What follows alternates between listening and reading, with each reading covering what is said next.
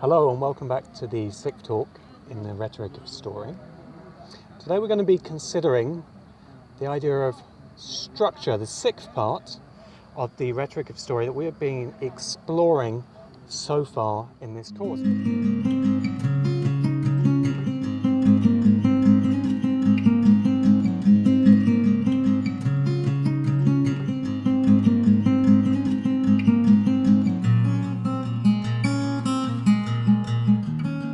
Today I'm recording for you from a very special location, the Greek theatre in the ancient city of Syracuse on the island of Sicily.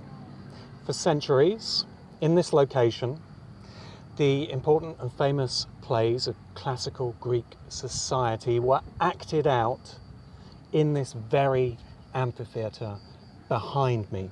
And today I want to talk to you about one of the most important ideas in storytelling, the sixth part of the Rhetoric of Storytelling. Today we're going to be discussing structure and how structure relates to your art and your craft as a storyteller, and why it's so important in crafting compelling stories for your audience.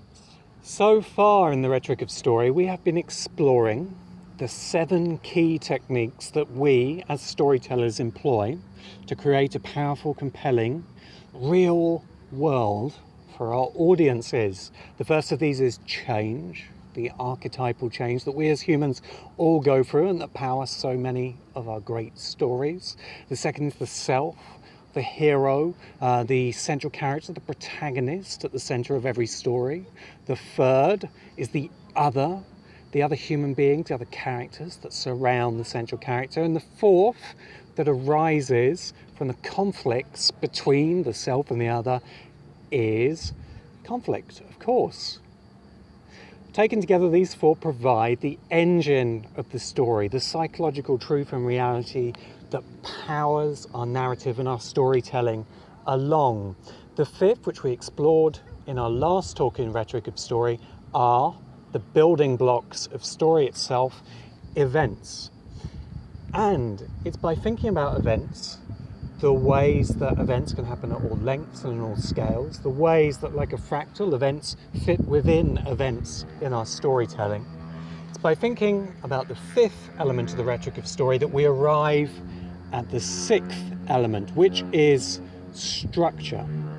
How do we take the events of our stories and shape them into a story that stands up, not just for one audience, but for thousands of audiences, and that lasts, like the stories told here at the Greek Theatre in Syracuse, for hundreds or possibly even thousands of years. And it's the consideration of structure which reveals the answer to this really important question. What is structure? It's a big question, and it's a question that divides writers and storytellers of all kinds. Many storytellers, many writers believe that structure is a kind of cheating. They equate the word structure with formula, with cliche, with stereotypes. But we want to think a bit more openly about structure, and I'd ask you that if you have this sense that structure and to adopt a structure for your story is somehow cheating, I want you to put that aside for the course of our talk today, because the honest truth is that without fully understanding story structure, it's almost impossible to create a story of any size, scale or scope that will be compelling for your audience. And without really understanding structure, you will find the process of creating a story on any scale at all to be much, much more difficult than it necessarily needs to be. But what are we talking about with the idea of structure? Well, let's have a think about structure in other contexts. What is the structure of a car, an automobile? Well, cars are different. They come in different forms. You can have a 4x4, you can have a hatchback, you can have a saloon car, but they all have various things in common. They tend to have 4 wheels, they have a number of doors, they have seats, they have an engine, they have tyres. And it's these elements that come together to form the structure of a car. And if you try and make a car which doesn't have that structure, you will run into great difficulties. What is the structure of a house? What is the structure of a skyscraper? What is the structure of a cathedral? Or even indeed, what is the structure of a Greek theatre? All of these physical objects, let's throw the computer in there as well, all have a structure which has evolved over a long course of time. The builders of great cathedrals did not invent every part of the cathedral they were building. In fact, all of the technologies that went in to building a great Gothic cathedral, very similar to those found all over Europe, evolved for centuries before the first full-scale cathedral was built. At the heart of the cathedral is the arch, the simple stone arch, which is one of the basic technologies and tools which are used to build a massive structure like a cathedral. If you put arches on top of each other, you can form walls from them. If you form arches into a circle, you can build a dome. And it's the understanding of how arches work that lets great architects and builders build massive structures like cathedrals and theatres. Imagine if you set out to build a cathedral and you didn't know anything about techniques of stone masonry, about how to form a basic archway, about how to build a stone wall. Instead, you just took a big pile of stone and started in a free-form creative manner to just pile stones one atop the other and to chisel away with them with your hammer and chisel. What would happen? Well, I think you can quite obviously see that you wouldn't get very far in the task of building a cathedral. What would happen if you decided to build a car and you didn't understand mechanical engineering or steel smelting or how to make rubber tires?